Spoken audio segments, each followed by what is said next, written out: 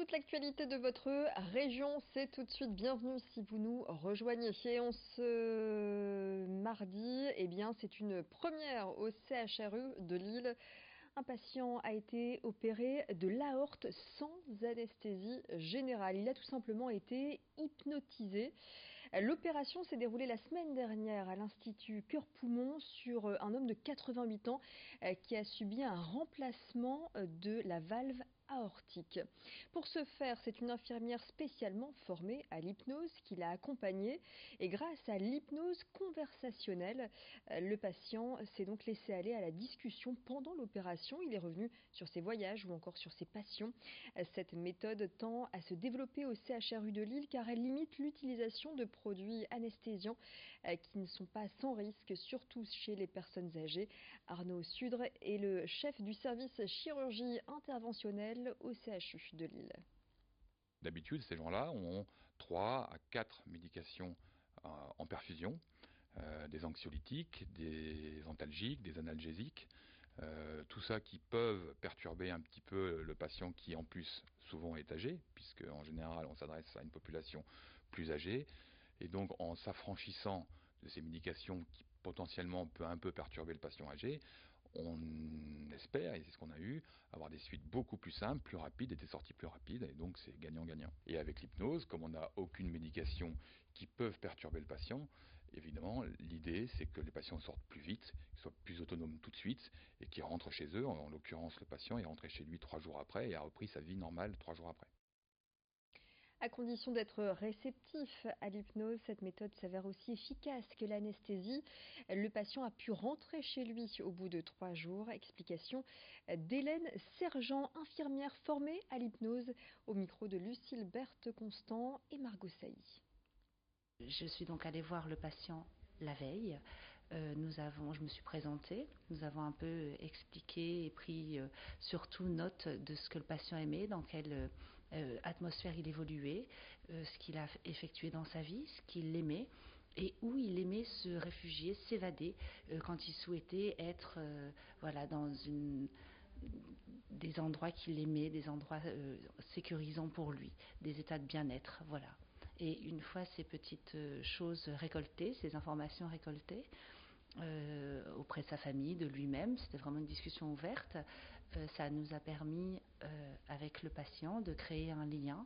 Et quand il est rentré, avec l'aide de mes collègues, qui est essentielle pour créer aussi cet état de bienveillance, de calme, qui se prête à cette hypnose conversationnelle, nous avons donc commencé avec ce pacing de voix, cette ambiance tout à fait relaxante, à pouvoir, s'il le souhaitait, s'évader. Voilà donc pour cette première au CHU de Lille. C'est la rentrée à la région. Les parlementaires faisaient ce matin leur première session de l'année scolaire. Au programme de cette journée de vote et d'avis des différents groupes politiques, on retrouve le Brexit qui aura lieu le 29 mars prochain, mais aussi les relations entre la région et la SNCF, des relations qui sont loin d'être au beau fixe. La région négocie chaque euro que la SNCF lui demande, sachant que selon Franck Dersin, en charge de la question, ces sommes sont surévaluées à tel point que des études sont commandées pour surveiller et comparer les tarifs. Explication.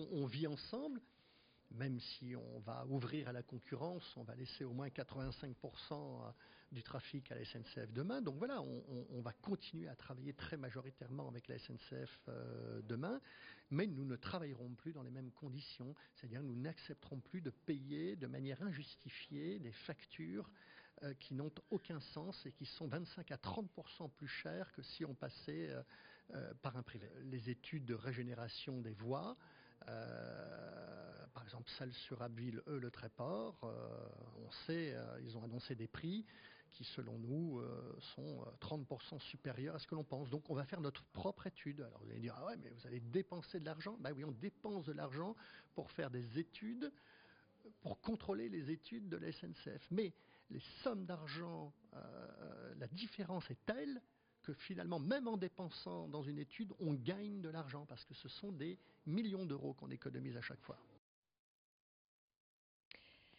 Des promesses de Xavier Bertrand non tenues, c'est ce que dénonce l'opposition au Conseil régional. À l'occasion de la séance plénière, Philippe Emery a vivement critiqué les décisions prises par la majorité, notamment au sujet de la lutte contre le chômage. Le président du groupe Rassemblement national au Conseil régional estime que Xavier Bertrand a trop tardé dans les dossiers Kaby ou encore TIM. Il pointe du doigt le chiffre de 60 000 demandeurs d'emploi en moins dans les Hauts-de-France qui ne serait pas atteint. Philippe Emery qui est également revenu au micro de Xavier Silly sur les départs récents de 3 élus du Rassemblement national dans le groupe d'opposition du Conseil régional des Hauts-de-France. Des défections auxquelles Philippe Emery s'attendait, nous a-t-il dit. Je le vis de manière très sereine. On nous annonçait de nombreux départs. Il n'y en aura que quelques-uns qui sont déjà connus et cela n'empêche pas notre groupe de fonctionner avec une force de frappe intacte. La vie n'est jamais figée, sinon ce ne serait pas la vie. Et donc nous sommes dans une posture de rassemblement et nous espérons bien qu'un certain nombre d'élus rejoindront le groupe. Voilà pour ces propos recueillis au Conseil régional en ce mardi en séance en marge de la séance plénière par Xavier Silly. Fin de cette édition régionale. Dans quelques instants, vous retrouvez dans le prochain quart d'heure votre édition locale. Toujours plus d'infos près de chez vous. D'ici là, les prévisions météo avec de bonnes nouvelles côté ciel. Profitez de cet anticyclone qui nous permet d'être chargé en nuages, mais surtout en soleil, d'avoir du beau temps, en tout cas sur la région des Hauts-de-France. Côté température, ça reste frais, c'est vrai, mais cette saison, l'automne est bel et bien arrivée. Restez avec nous pour les prévisions météo. Excellent moment à vous tous sur votre chaîne d'infos.